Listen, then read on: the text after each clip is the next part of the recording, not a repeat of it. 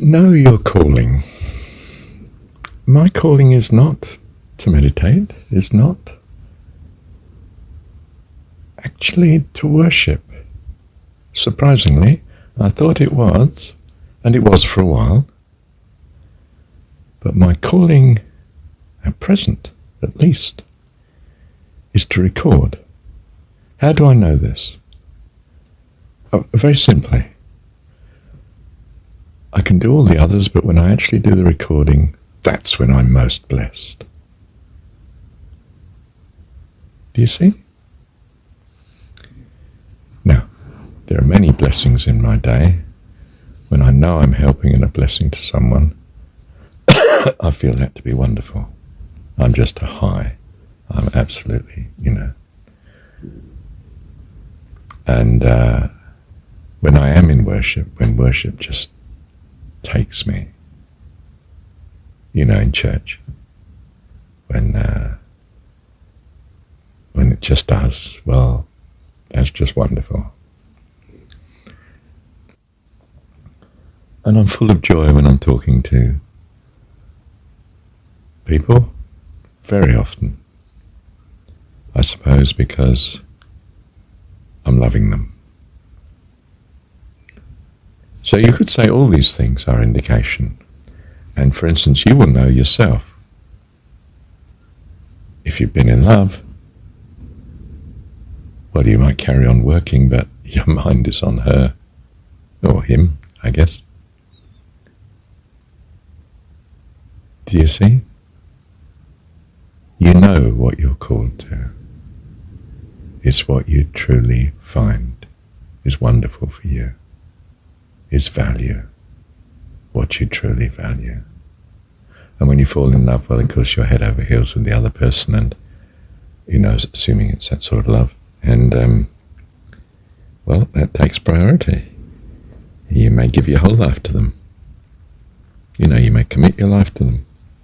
You're going to marry you, sweetheart.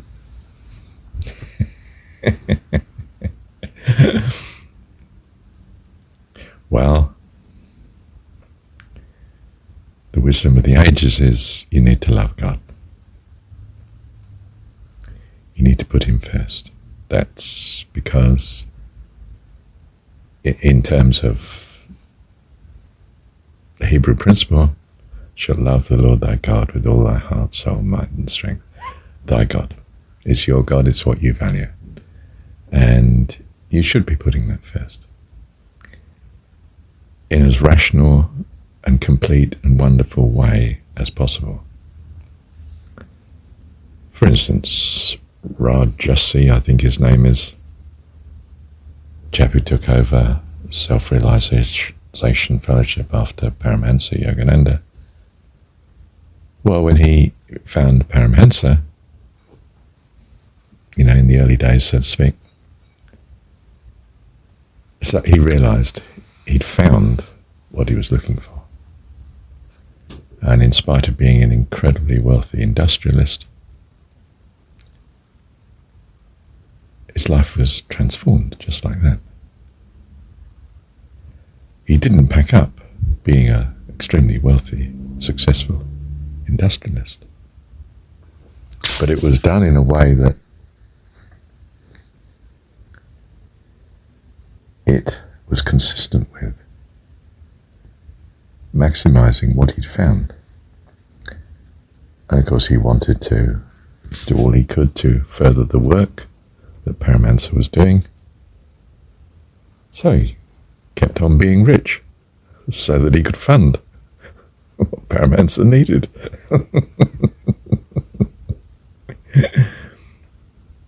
Do you see? It didn't necessarily mean he gave all to the poor and, became a monk. No. And he was, at the time, Paramahansa's leading disciple, if you like, in that semi-Hindu type tradition. Paramahansa being the guru. To many of his associates, I expect Rajasi was nothing happened. And they'd have been surprised if they knew what had happened in his private being and life. Others who were close to him probably found he was behaving radically differently, and may not have really known why.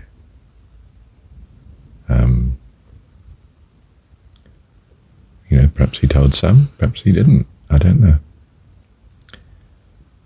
But without him, without his ministry, well, there wouldn't have been the funds that established Paramahansa's foothold, if you like, in the United States and the world more generally.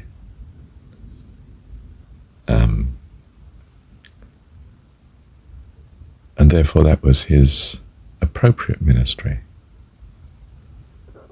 the appropriate ministry for Rajasi. And you're the same. You may have a family. You'll almost certainly continue with the family and be loyal to it.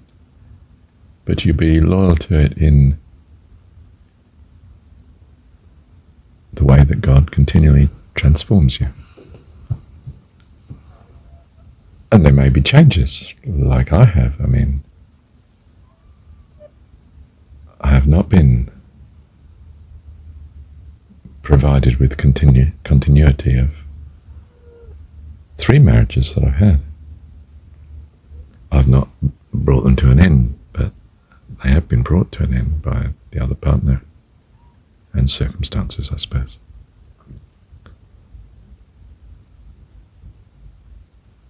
And that's okay in the greater understanding of things. It's not something I necessarily understood quickly at the time, though I was thanking God for it, always, in all 3 cases. Yeah, amazing. I mean, still doing all I could to continue the marriages, but there was no winning on that front. And in fact, nor did there need to be, in fact, because God provided wonderfully each time. Thank you, Heavenly Father. So you can keep the principle, no problem.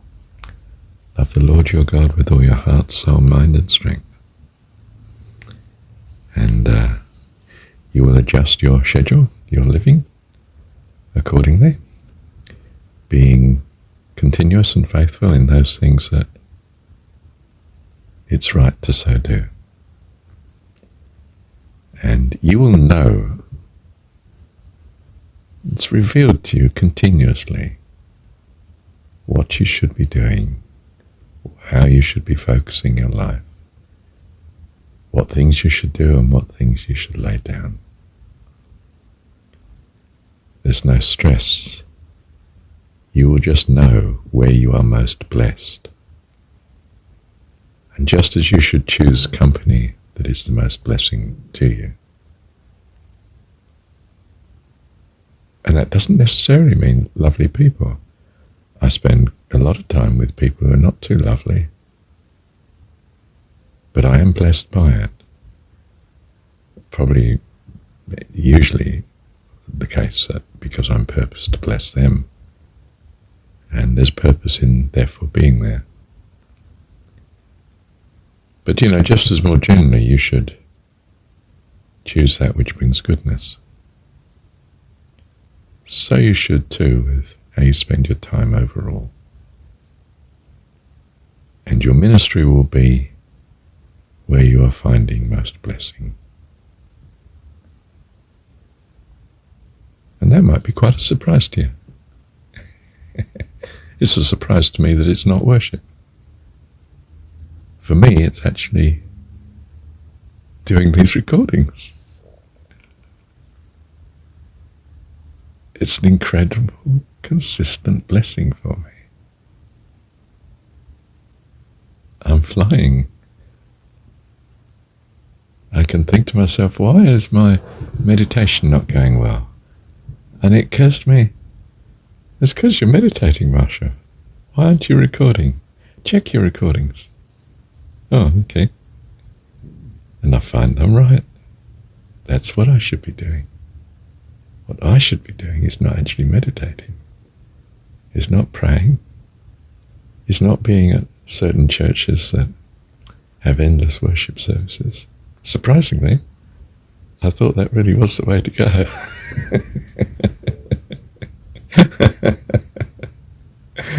You see, we're very childish. Well, I am. I don't know how you are. Perhaps I've been with kids too long, have I? I have, you know. I've been teaching all my life. Either schools, secondary schools, older kids, and university, lecturing, teaching students again. And a dad, my age range at present is from something like my 10-year-old to my 49-year-old.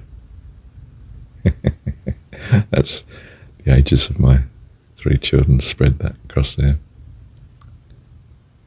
Yeah. Love you, Dad. Thank you, Dad. Well, it's not that I actually want to be a teacher.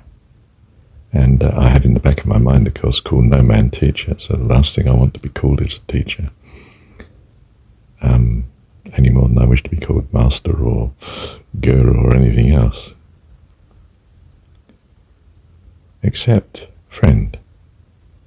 In the Jesus story, but I have called you friend, for I have told you all things. He meant all things that are important enough to tell you. I've shared everything with you. And I guess that's what I'm doing still. I attempt to be as open as I can be when I'm recording. I'd like to be more personal, but of course it involves other people. And they might not be at all happy about me being public about certain things. So if I realise I've recorded something that breaks that concern, then I don't publish that one. I just keep that one back. I don't edit it. I just keep it back. And perhaps I could publish it sometime when it's no longer going to be an offence to whoever it might be an offence to. And I don't wish to offend society either. I'm sure what I say is taken as offensive at times. But when I realise it, well, I withdraw. I haven't withdrawn many recordings. I literally mean probably 1 or 2. I'm not sure, but I would. I'm not here to destroy what is.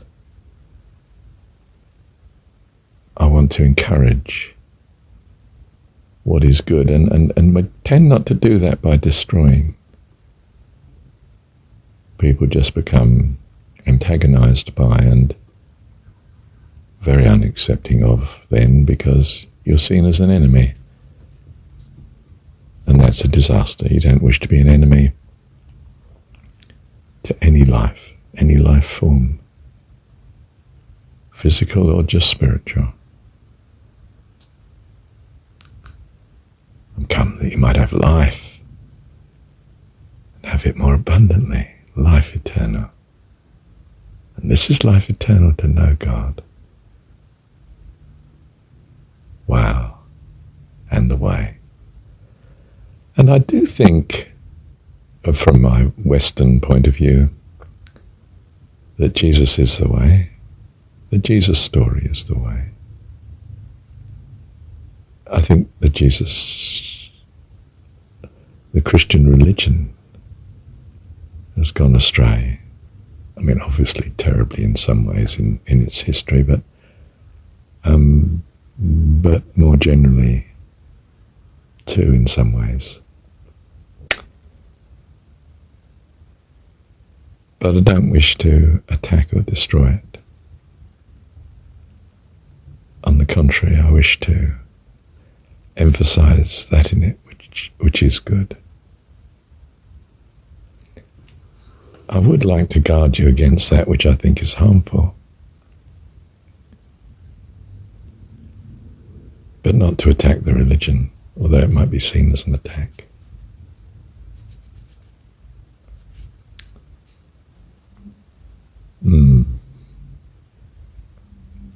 Well, there are problems, aren't there? So it's important that we are friends.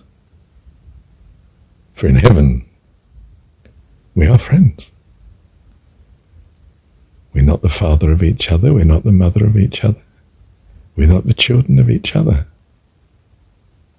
We are just friends. Wonderful fellowship of adult heavenly host members.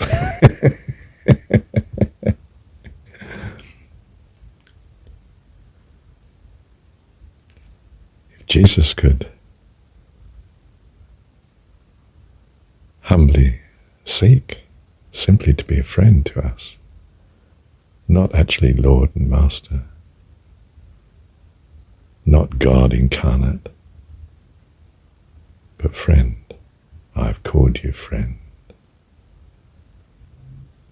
How much more should we? Rather than lord it over each other. That's a nonsense, isn't it? I'm not going to do that. I'm not some great teacher. I'm a friend. Come to help. That reminds me of that mainly music thing the kiddies sing. I'm a helper, I'm a helper. I'm big, I'm strong, I can help you all day long. If you need me, just call my name. I can't remember how it finishes. Anyway. Isn't that the essence of fellowship? This loving desire and joy in helping each other. How wonderful. And if your kids do that, you as a parent will rejoice. And so does our Heavenly Dad, accordingly. Thank you, Dad.